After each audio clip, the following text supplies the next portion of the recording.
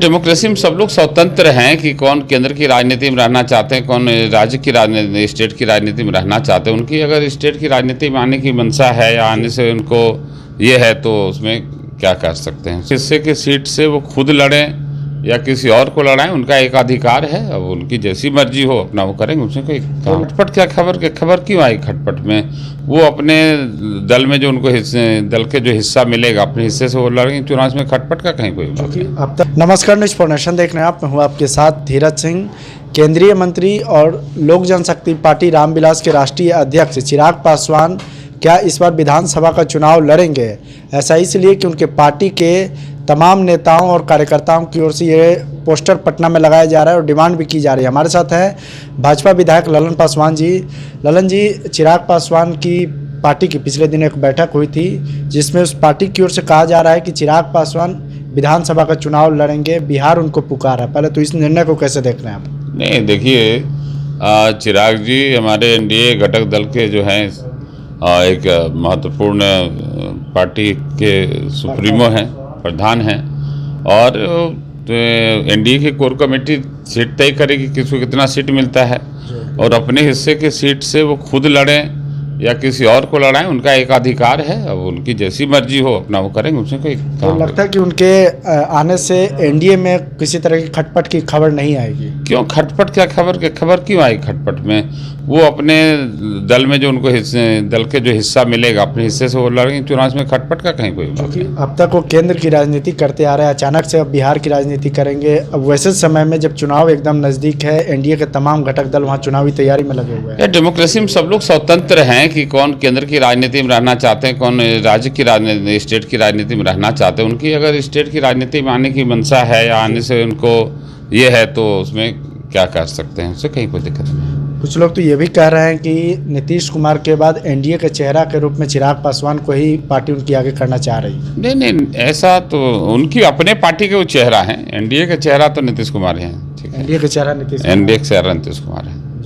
तो क्या लगता है कि उनके आने से एनडीए को फायदा हो, और विधानसभा चुनाव अगर लड़ते हैं तो उनके एनडीए को फायदा मिलेगा? ये तो अब समय बताएगा कि आने का फायदा होगा कि क्या होगा। अभी तो ऑलरेडी यहाँ पर मंत्री हैं, कैबिनेट मिनिस्टर हैं, और आने से क्या होगा तो वक्त बताएगा। समय देखिए क्या होता है, जनता क्या करती है।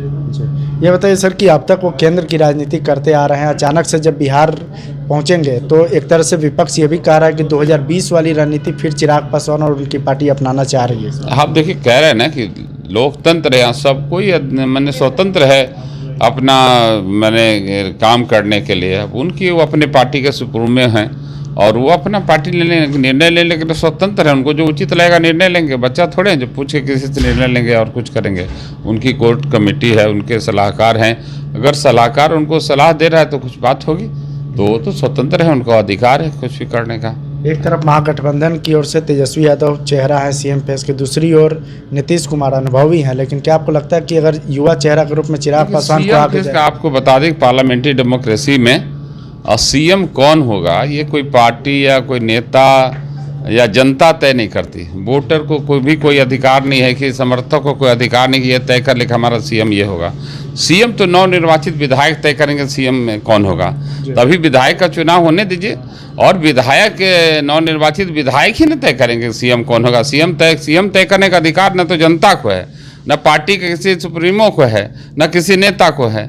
ये नवनिर्वाचित विधायक जो तय करते हैं कि हमारा नेता कौन होगा, हमारा नेता सदन कौन होगा, वही सीएम होता है। तो वो समय का इंतजार करना चाहिए हमको। चुनाव के पूर्व अगर तेजस्वी यादव के सामने चिराग पासवान का चेहरा रखा जाए तो क्या लगता है एनडीए का? चेहरा बात नहीं होता, नेतृत्व की बात होती है। कौन लीड करेगा, कमांडर की बात होती है, कैप्टन की बात होती है। तभी तो एनडीए को लीड नीतीश कुमार जी करेंगे। हम तो जान रहे हैं सब, हमारे एनडीए को लीड नीतीश कुमार जी कर रहे हैं और नीतीश कुमार जी ही करेंगे ऐसा हम। आखिर में एक सवाल है, आप भी उसी समाज से आते हैं, चिराग पासवान जी समाज से आते हैं। क्या लगता है कि समाज क्या चाहता है? चूंकि आप लगातार फील्ड पर घूमते हैं, आप अपने क्षेत्र का प्रतिनिधित्व कर रहे हैं, क्या लगता है कि उनके आने से फायदा होगा एनडीए को या किसी तरह का नुकसान भी झेलना पड़ सकता है? नहीं, नुकसान क्या झेलना पड़ेगा। अब वो स्टेट की पॉलिटिक्स में आएंगे तो स्टेट सेंट्रल लेवल पर नुकसान तो होगा, लेकिन स्टेट में फ़ायदा होगा कि भाई अब सबके लिए सरल सुलभ हो जाएंगे।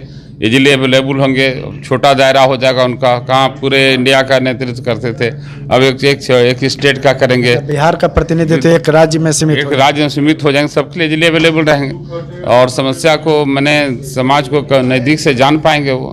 हालांकि चिराग जी अपने मुंह से ही कहते हैं कि वो समाज की सिर्फ राजनीति नहीं करते, बिहार फर्स्ट बिहारी फर्स्ट, उनके डोमेन में, उनके प्लान में और उनके जो विजन में, उनके एजेंडे में पूरा बिहार है, पूरा बिहारी है। समाज अकेले नहीं है, समाज के अकेले समाज के नेता नहीं है वो बिहार के नेता अपने मुंह से कहते हैं बिहार के नेता हैं और बिहार फर्स्ट बिहारी फर्स्ट, समाज के नेता नहीं है। चलिए, तो बहुत बहुत धन्यवाद। यह भाजपा विधायक ललन पासवान जी। दिल्ली से न्यूज़ फॉर नेशन के लिए मैं धीरज सिंह।